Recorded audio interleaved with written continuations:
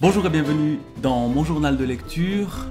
Je poursuis aujourd'hui ma lecture des histoires des chevaliers de la table ronde et de la légende arthurienne. J'avais déjà parlé de Culhwch et Olwen, les origines galloises, de ces légendes, de ces contes au départ. Aujourd'hui, un deuxième roman.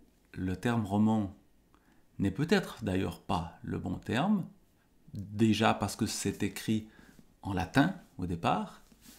Or, le roman est censé être de langue romane, mais pas latine. Et puis, autre élément, ce texte, c'est l'histoire des rois de Bretagne. C'est donc présenté comme un livre d'histoire. Un livre d'histoire écrit par un certain Geoffroy de Monmouth et écrit au XIIe siècle, plus précisément entre 1136 et 1137. Histoire des rois de Bretagne, il y a plusieurs parties, donc un historique de la royauté britannique. La partie qui est ici reprise, c'est la partie sur Arthur, avec quelques éléments sur ses ancêtres, dont je reparlerai après, les temps d'Arthur. Donc on a affaire à une sorte de livre d'histoire, mais je dis bien une sorte de livre d'histoire parce que on ne fait plus de l'histoire aujourd'hui comme on la faisait en 1136. Par exemple, on nous raconte comment le père d'Arthur, Uther Pendragon, a séduit la mère d'Arthur, Igerne. Et comment il va demander l'aide d'un certain Merlin, qui évidemment est appelé à beaucoup de développement. Je crois que Geoffroy de Monmouth a écrit un livre autour des prophéties de Merlin. Donc ce personnage-là est extrêmement important. Il amène le caractère magique à des livres qui sont censés être des livres d'histoire et qui racontent effectivement des événements présentés comme historiques, des batailles notamment. Arthur est un roi conquérant et les rois de Bretagne sont des rois glorieux et qui battent tous leurs ennemis. Et on verra là aussi qui sont ces ennemis. Mais en même temps, il y a l'aspect romanesque qui est peut-être déjà là par la magie, qui dans les romans suivants, chez Chrétien de Troyes par exemple, sera encore plus manifeste.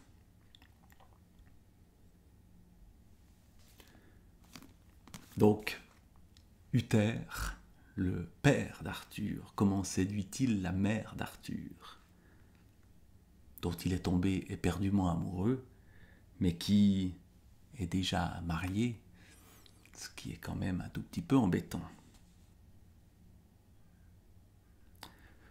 Confiant, le roi fit mander Merlin, qui avait lui-même assisté au siège. Aussitôt, appelé devant Uther, on lui ordonna de révéler comment le roi pourrait satisfaire sa passion pour Igerne. Voyant combien le roi était tourmenté par cette femme, Merlin fut ému devant une telle passion. Pour réaliser ton souhait, tu dois user de nouvelles méthodes, sans exemple à ce jour.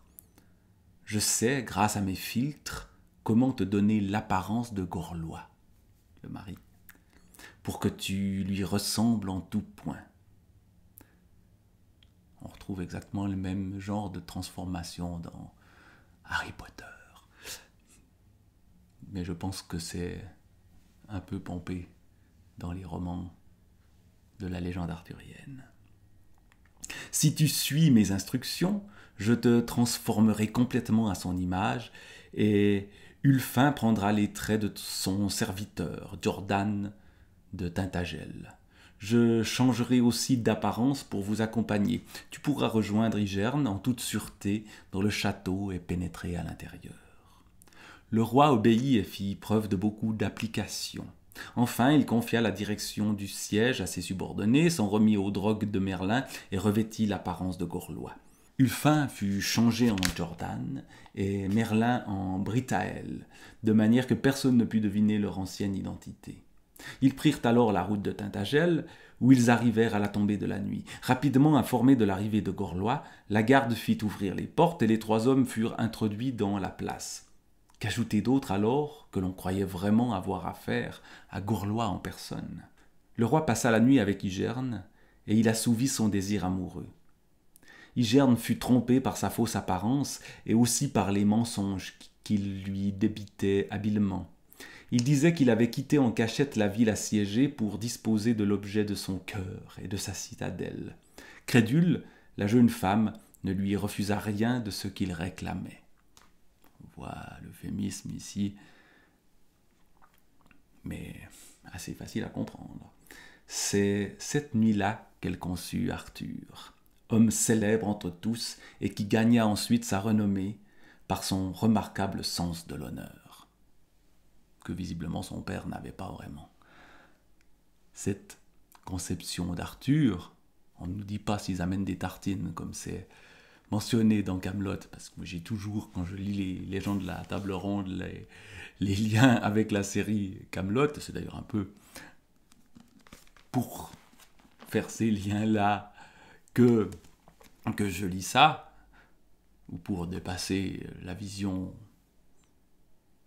d'aujourd'hui de légendes beaucoup plus anciennes, que je me plonge dans cette origine de l'histoire d'Arthur, telle qu'elle est en grande partie fantasmée par des gens qui pourtant croient faire de l'histoire, qui pourtant, semble-t-il, croient que cette histoire-là est vraie. Enfin, est-ce qu'ils y croient vraiment?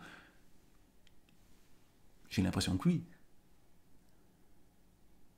Aujourd'hui, bien sûr qu'on n'y croit plus, mais ça me paraît intéressant aussi d'entrer dans des mentalités anciennes, dans des mentalités qui, en nous racontant une histoire qu'on connaît, parce que elle a été ensuite racontée plein de fois de façon différente, nous ouvre à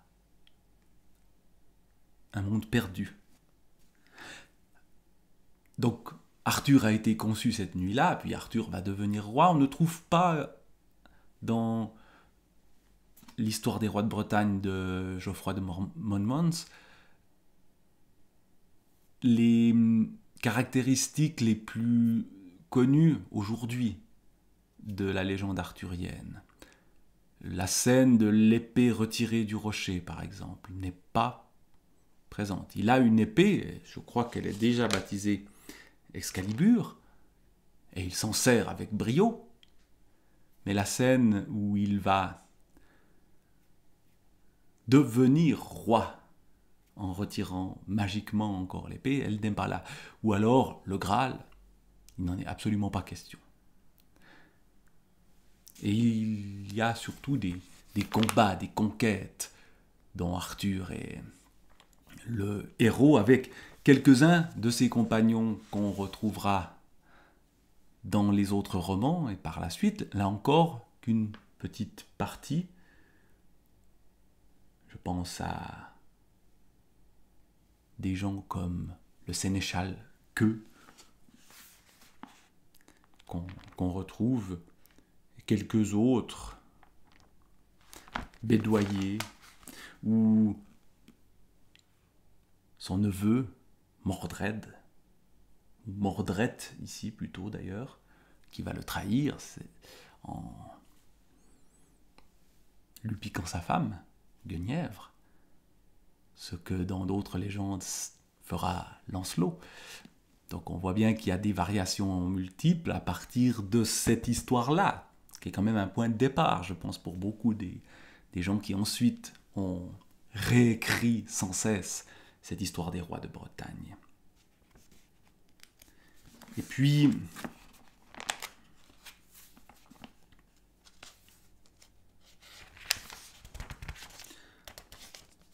allons voir d'autres aventures, juste pour le plaisir, parce que c'est des romans d'aventure, mine de rien, même si c'est censé être de l'histoire, notamment, il y a des géants. Entre-temps, Arthur apprit qu'un géant d'une taille extraordinaire, venu d'Espagne, avait enlevé à ses gardiens Hélène. L'enlèvement d'Hélène, on retrouve presque la mythologie, sauf que c'est un géant, et non pas un roi. La nièce du duc Hoël. Hoël, donc on est en Armorique. Et s'était enfuie avec elle au sommet d'un mont aujourd'hui appelé Mont Saint-Michel. On retrouve les lieux géographiques qui sont encore appelés comme ça. Donc ça nous permet quand même de situer cette histoire-là comme si elle était réelle, même si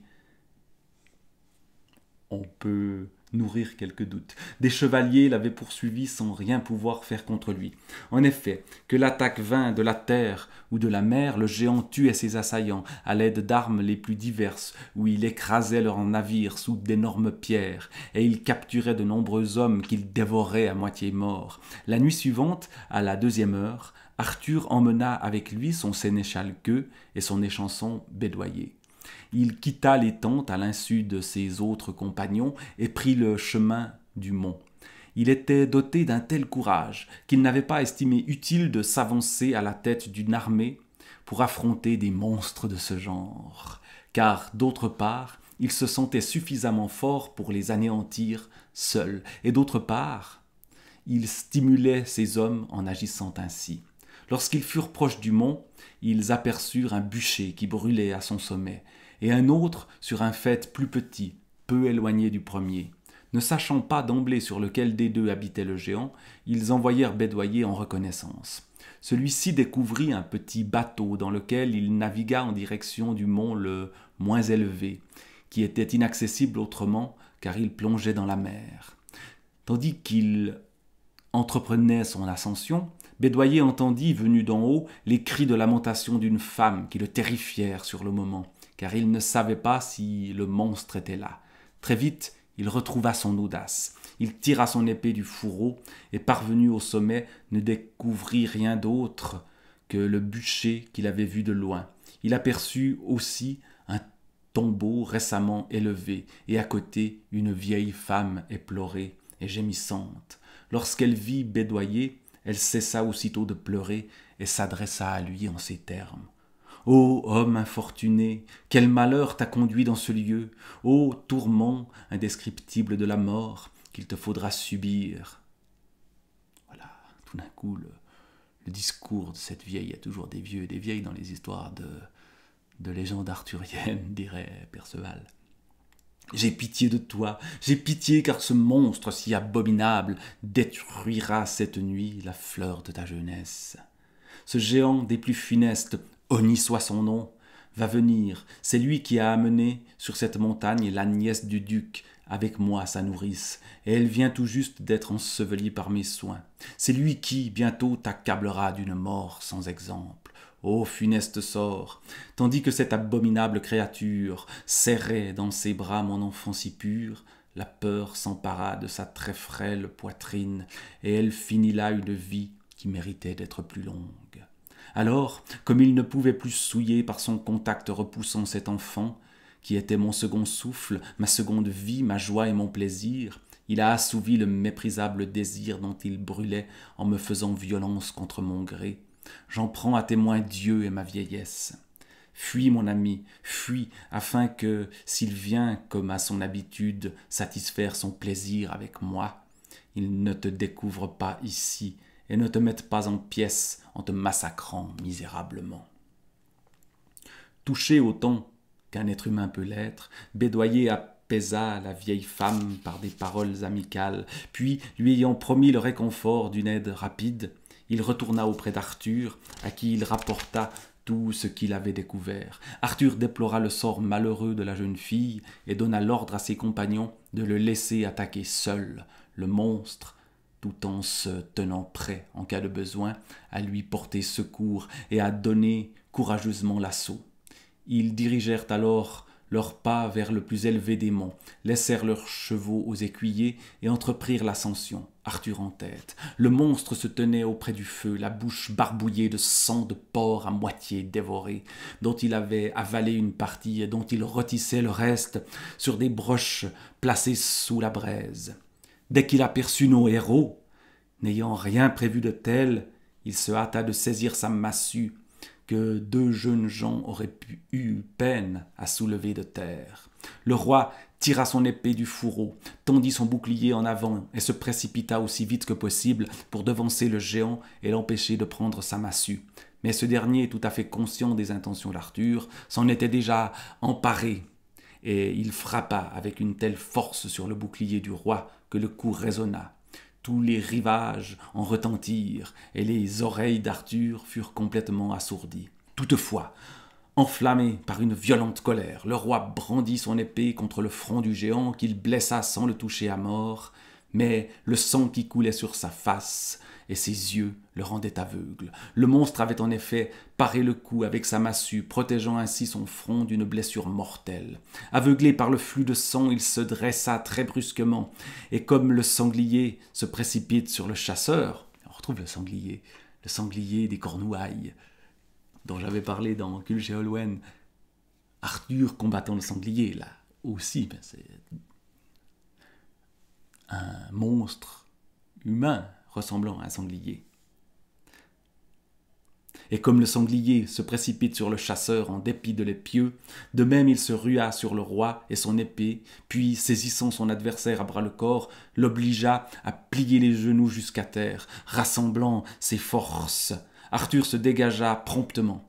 Vif comme l'éclair, il frappait violemment le monstre de son épée, tantôt d'un côté, tantôt de l'autre, et n'eut de cesse qu'il ne lui portât une blessure mortelle, en lui fendant la tête de son glaive, là où le crâne protège le cerveau.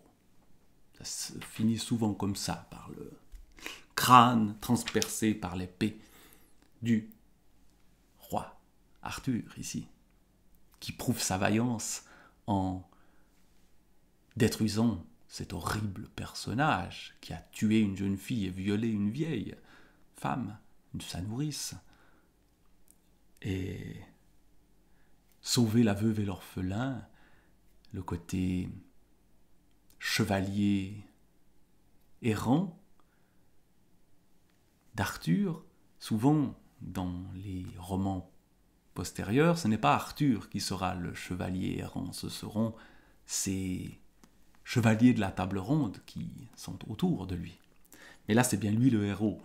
Et cette violence aussi du combat est omniprésente dans les légendes arthuriennes et dans cette histoire des rois de Bretagne, les temps d'Arthur, de Geoffroy de Monmouth, où on assiste aussi à des batailles, à des duels. Tantôt, on se bat tous, toute une armée contre une autre armée, mais beaucoup plus souvent, c'est les rois qui se battent, ou ce combat singulier ici contre un géant. Et voici une illustration de ce passage. Parce que c'est aussi un des intérêts de ce livre-là, dans cette nouvelle anthologie de romans arthuriens, que de donner beaucoup d'illustrations, beaucoup de documents qui sont souvent très beaux, en tout cas qui nous replongent dans les livres tels qu'ils étaient au XIIe siècle. Donc se plonger dans le passé, voilà aussi l'un des intérêts de ce genre de lecture que je vais évidemment poursuivre. Les prochains romans sont ceux de Chrétien de Troyes.